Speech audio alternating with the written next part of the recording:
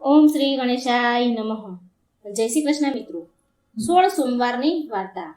આ વ્રત શ્રાવણ માસના પહેલા સોમવારથી શરૂ કરવું અને 16 સોમવાર સુધી આ વ્રત કરી મહાદેવજીને મંદિરે જવું, ત્યાં શિવ પાર્વતીજીની પૂજા કરવી, એકટાણું કરવું અને મહાદેવજીની વાર્તા સાંભળવી. વાર્તા સાંભળતી વખતે હાથમાં ચોખા રાખવા અને હોકારો દેવાને બદલે મહાદેવજી મહાદેવજી એમ કહેવું. શંકર અને પાર્વતીજી પોતાના મંદિરમાં બેઠા હતા અને બેઠા બેઠા ચોપાટ રમે છે.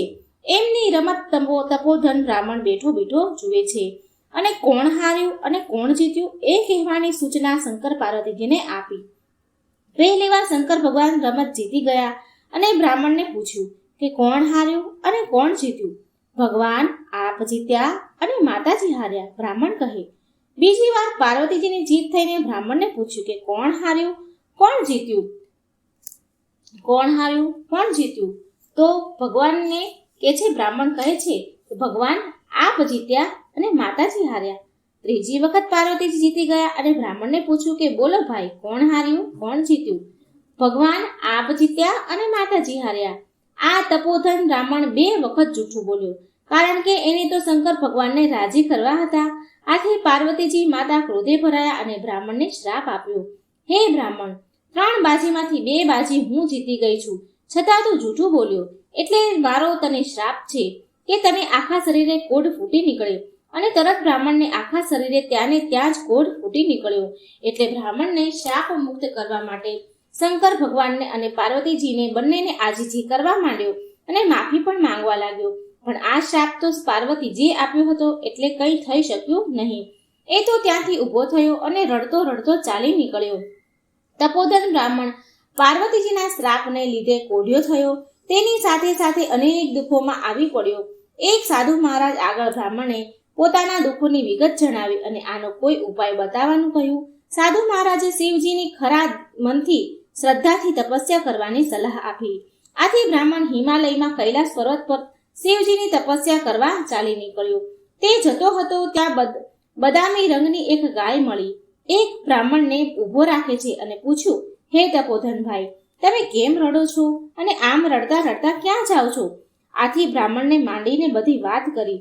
આ સાંભળી ગાય બોલી, ભાઈ, હું પણ ઘણી દુઃખી છું. મારા આંચળ દૂધથી ફાટ ફાટ થાય છે.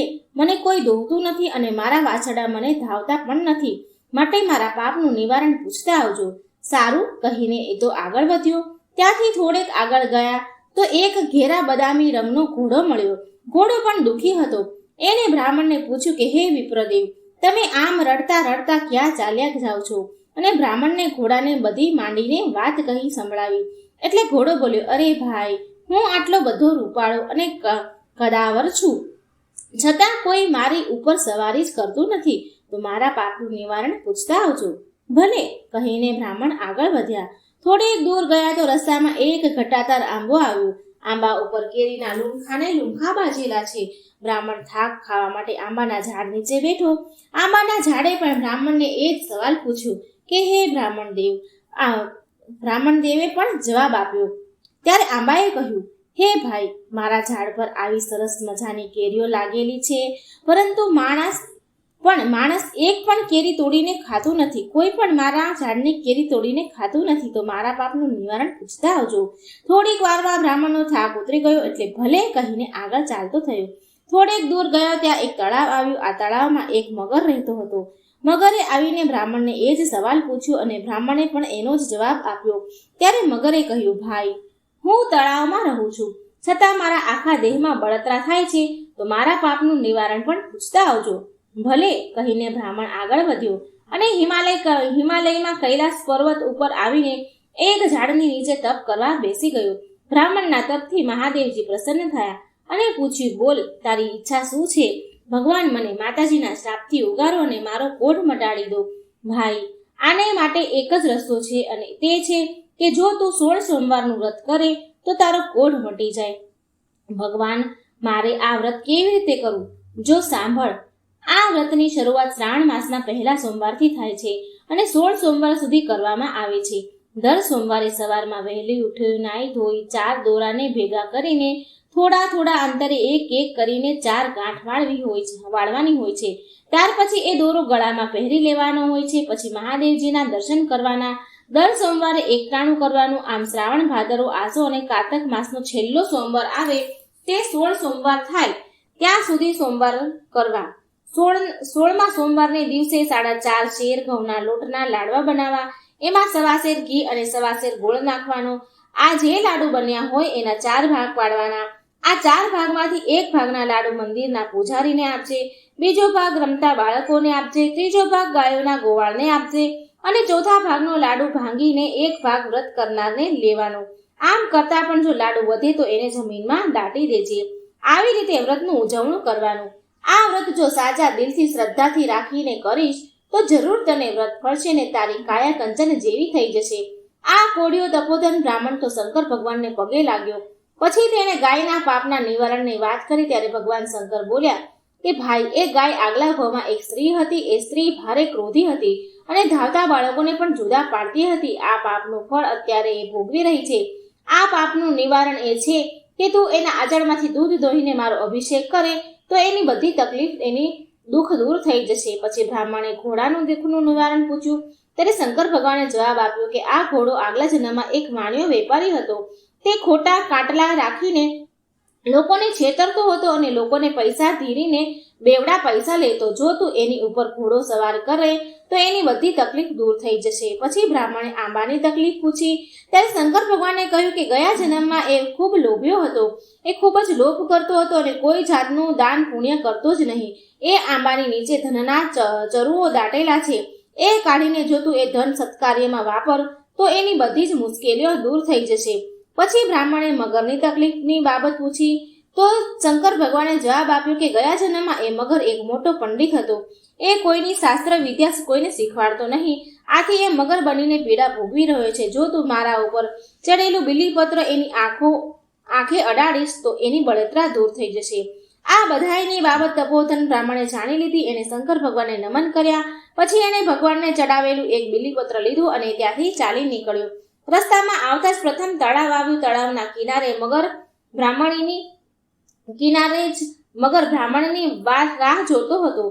આવતા વેત મગરે બ્રાહ્મણને પૂછ્યું એટલે બ્રાહ્મણે જવાબ આપ્યો, લે, આ શંકર ભગવાને બીલીપત્ર આપ્યું છે. એ તારી આંખે અડાડું છું એટલે તને સારું થઈ જશે.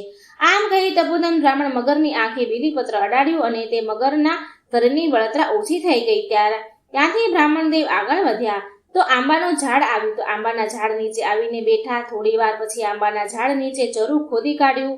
આ ધનને સારા માર્ગ પર વાપરવાનો સંકલ્પ કરી એક કેરી આંબા ઉપરથી તોડીને ખાધી અને અમૃતનો ઓડકાર આવી ગયો.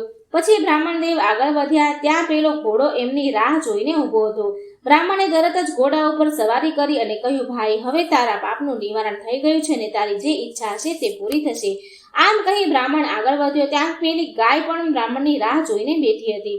બ્રાહ્મણે ગાયને બધી વાત કરી અને પછી ગાયને દોહીને તેનું દૂધ એક વાસણમાં ભેગું કર્યું અને શંકર ભગવાનનું નામ લઈને દૂધ વડે અભિષેક કર્યો. આથી તરત જ ગાયનું બધું દુઃખ દૂર થઈ ગયું અને બધા વાછરડા રમતા ભમતા આવીને ગાયને ધાવા વળગી પડ્યા અને બ્રાહ્મણ આગળ વધ્યો. ત્યાં શ્રાવણ માસ બેસી ગયો હતો એટલે બ્રાહ્મણે 16 સોમવારનું વ્રત આદર્યું. જોત જોતામાં 4 મહિના પૂરા થઈ ગયા અને કારતક મહિનાનો છેલ્લો સોમવારે ઉજવણું કર્યું. ત્યાં તો બ્રાહ્મણના શરીરનો કોઢ સંપૂર્ણપણે મટી ગયો. એનું શરીર રાજકુમાર જેવું થઈ ગયું. પાર્વતીજીના શાપથી મુક્ત થયેલ બ્રાહ્મણે પોતાના ગામને પાદરે આવ્યો. તે પાદરમાં જ એક બાજુ મોટો મંડપ બાંધેલો હતો. એમાં દેશ પરદેશની આવેલા રાજાઓ અને રાજકુમારો બેઠેલા હતા. આવીને બ્રાહ્મણે કોઈને પૂછ્યું કે ભાઈ, આ શું છે? આ બધી શેની ધમાલ છે? ત્યારે એણે જવાબ આપ્યો કે આપણા રાજાની કુંવરીનો આજે સ્વયંવર રચાયો છે એટલે રાજાઓ અને રાજકુમારો આવ્યા છે. એ તો મંડપની પાસે ઊભો જોતો હતો. એવામાં શણગારેલી હાથણી ફરતી ફરતી એ બ્રાહ્મણ પાસે આવી. એની સૂંઢમાં સોનાનો કળશ હતો. આમ હાથણી 3 વખત આખા મંડપમાં બધા રાજાઓ અને રાજકુમારો પાસે ફરી અને ત્રીજી વખત આ બ્રાહ્મણ પાસે આવીને એની ઉપર સોનાનો કળશ ઢોળ્યો. આથી રાજાએ પોતાની કુંવરીના લગ્ન આ બ્રાહ્મણની સાથે કરાવી આપ્યા. પહેરામણીમાં રાજાએ તો સોનું, રૂપું, હીરા, માણેક, મોતીના દાગીના, રેશમી જરીના પોશાકો, હાથી અને ઘોડા આપ્યા. બ્રાહ્મણ તો રાજકુંવરીને પોતાની પત્ની બનાવીને પોતાના ઘેર આવ્યો. આ બધું જ મહાદેવજીની કૃપાનું ફળ હતું. એવામાં રાજા મરણ પામ્યું અને આ બ્રાહ્મણ રાજા બન્યો અને તેની પત્ની રાણી બની. જોત જોતામાં કારતક માસ પૂરો થવા આવ્યો. 16મા સોમવાર આવ્યો. બ્રાહ્મણ રાજાએ 16 સોમવારનું વ્રત ફરી કર્યું અને 16મા સોમવારે ઉજવણું કર્યું. ત્યારે રાણીએ 32 જાતના પકવાન કર્યા અને બીજી ઘણી બધી વાનગીઓ પણ બનાવી. આથી રાજા રાણી ઉપર ગુસ્સે થયા, કારણ કે આ વ્રતના ઉજવણામાં બીજું તો કાંઈ ખવાય નહીં. એટલે રાજા એકલા લાડુ પોતાના ભાગના ખાઈને ઊભો થઈ ગયો. એ જ રાતે મહાદેવજી રાજાના સ્વપ્નમાં આવ્યા અને કહ્યું, હે રાજા, તારી રાણીએ તારા વ્રતમાં ભંગ પાડવાનો પ્રયત્ન કર્યો છે, માટે તું એને એક વખત દેશવટો આપી દે, એટલું એનું અભિમાન ઉતરી જશે. અને બીજે દિવસે સવારે રાજાએ રાણીને દેશવટો આપી દીધો અને પોતાના રાજ્યની બહાર તગડી મૂકી. રાણી તો ચોધાર આંસુએ રડતી હતી. રડતી રડતી એ એક ગામને પાદરે જઈ પહોંચી. ત્યાં આગળ એક ઝૂંપડીમાં એક ડોસી રેટીઓ કાઢતી હતી અને એને જોઈને રાણી એની પાસે ગઈ અને પીવા માટેના પાણીની માંગણી કરી. ડોસી ભલી હતી એટલે તેણે ઊભા થઈને પાણી આપ્યું અને રાણીનું દુઃખ એણે સાંભળ્યું. એટલે ડોસીને રાણી ઉપર દયા આવી અને રાણીને પોતાની સાથે રાખી. આથી ડોસીમાના કામમાં નુકસાન થવા માંડ્યું. ડોસીના તાર વારંવાર તૂટી જતા હતા અને સૂતર પણ ઓછું કંતાતું હતું. આથી ડોસીએ તેને અપશુકન્યા ગણીને કાઢી મૂકી. રાણી ચાલતી ચાલતી એક કૂવાના કાંઠે આવી. ત્યાં એક પનિહારી પાણી ભરતી હતી અને પાણી પીવાની વિનંતી કરી. આથી એણે માટલું કૂવામાં ઉતાર્યું, પણ માટલું કૂવાની દિવાલ સાથે અથડાયું અને ભાંગી પડ્યું. આથી તેને અપશુકન્યા ગણીને પાણી પાયા વગર કાઢી મૂકી. ચાલતા ચાલતા રાણી આગળ ગઈ. ત્યાં એક સંત મહાત્માની મઢી આવી. આ સંત મહાત્માએ રાણીને આશરો આપ્યો. આ રાણીને સંત મહાત્માએ જમવા બેસાડી અને થાળીમાં ભોજન પીરસ્યું. થાળી રાણીને આપી તે તરત જ થાળીમાં જીવડા બની ગયા. સંત મહાત્માનું આનું કારણ સમજી ગયા એટલે તરત જ તેને રાણીને કહ્યું, બેટી, તું મહાદેવજીની દોષિત છે, માટે તું શંકર ભગવાનનું વ્રત કર અને એ વ્રતની સમજણ પણ પાડું તને હું. થોડા વખતમાં શ્રાવણ મહિનો આવવાનો હતો એટલે રાણીએ વ્રતની શરૂઆત કરી. બ્રાહ્મણ દેવે સંત મહાત્માએ બધી 16 સોમવારના વ્રતની સમજણ પાડી. જોત જોતામાં 16 સોમવાર પૂરા થઈ ગયા અને વ્રતનું ઉજવણું કર્યું. એ જ રાતે શંકર ભગવાન રાજાના સ્વપ્નમાં આવ્યા અને કહ્યું, હે રાજન, તારી રાણી જંગલમાં તપ કરી રહી છે, માટે તું જઈને એને તેડી લાવ. તરત જ રાજા તેને તેડવા માટે ચાલી નીકળ્યો. તે મહાત્માને મળ્યા અને મહાત્માએ રાણીને રાજા સાથે વિદાય કરી.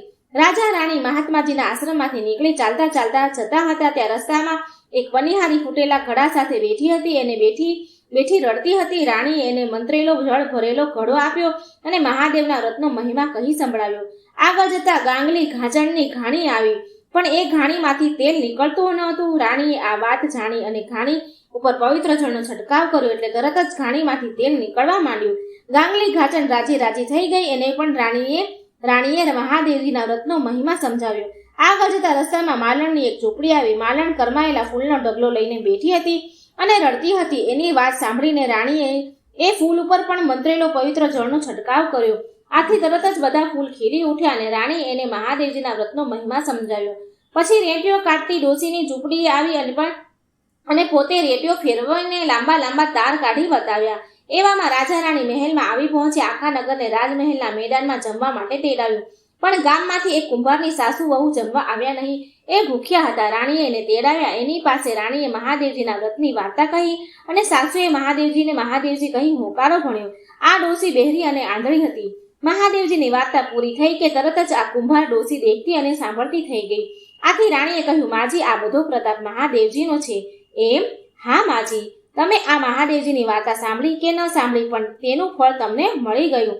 અને ત્યારે પછી એ ડોસીએ અને તેના દીકરાની વહુએ 16 સોમવારનું વ્રત કરવાનો સંકલ્પ કર્યો. 1 વર્ષ વીતી ગયું આ વાતને અને રાણીને એક સુંદર રાજકુમારને જન્મ આપ્યો. આ કુંવર યુવાન થયો અને રાજા રાણી ઘરડા થયા એટલે રાજા રાણીએ પોતાના રાજકુમારને ગાદી સોંપીને બંને જણા મહાદેવજીની ભક્તિ કરવા લાગ્યા. ખાધું પીધું ને મોજ કરી. હે મહાદેવજી, તમે જેવા રાજા રાણીને ફળ્યા તેવા સૌને ફળજો. જય મહાદેવ. હર હર મહાદેવ. જય ભોળાનાથ. જો મિત્રો વાર્તા સારી લાગે 16 સોમવારની તો શેર કરજો, લાઈક કરજો અને આ ચેનલને સબસ્ક્રાઇબ જરૂર કરજો. કમેન્ટ બોક્સમાં ભગવાનનું નામ પણ જરૂર લખજો. જય શ્રી કૃષ્ણ. રાધે રાધે. Thank you.